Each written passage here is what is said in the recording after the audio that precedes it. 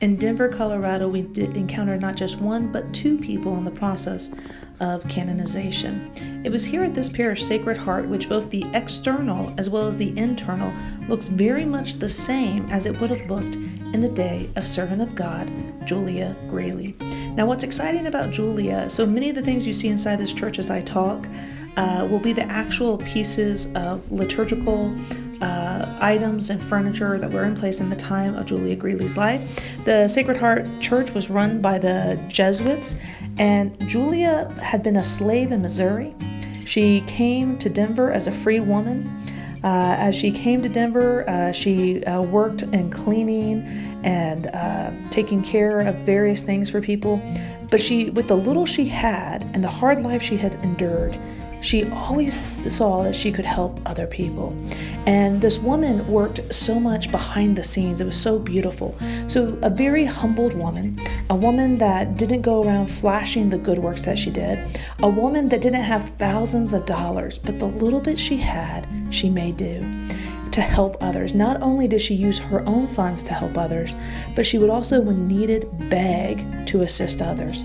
Mount Olive Cemetery there in Wheat Ridge, just right outside of Denver, is where her body was initially laid to rest. Now, the tombstone that is there now is a new tombstone that was placed there when they exhumed her body when her canonization process started, and her body was then brought to the cathedral in Denver. Now, what's really kind of remarkable about this is Julia's body is the only body that has been placed inside the cathedral tomb. This isn't just a cathedral, it is a basilica cathedral. You can see the papal flag there giving that distinction. So in this magnificent church, here, this very humble woman, this woman that started off life as a slave. At 5 years old, her master's whip caught her eye, and she would be blind in that eye, and it was never treated. And so even in her old age, it continued to ooze. Years and decades later, she would go around the streets in Denver, Colorado, pulling a simple wagon. And in that wagon, she would have things to provide for other people. Did they need food? Did a poor little child need a toy? She would find a toy and fix it and give it to that child. She'd ask the rich kids to give her dresses so that the poorer kids could have dresses.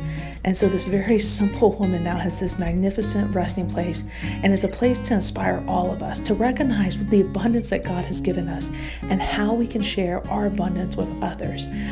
Sometimes we might get caught up in the world, in our secularism, but I want to encourage you, when you find yourself hoarding or trying to build up wealth for yourself or trying to take care of only yourself, stop and remember this woman, Julia, this simple lay woman that committed her life to Christ, that committed her life not just to the good actions that she was doing, but she also went about promoting the Sacred Heart of Jesus. She was not just somebody that did good works in her actions, but she also went about proclaiming the gospel message. She was a black woman in the early 1900s, shortly after slavery. But white people, black people, they all respected her, they all loved her, and she loved all people. Julia, pray for us.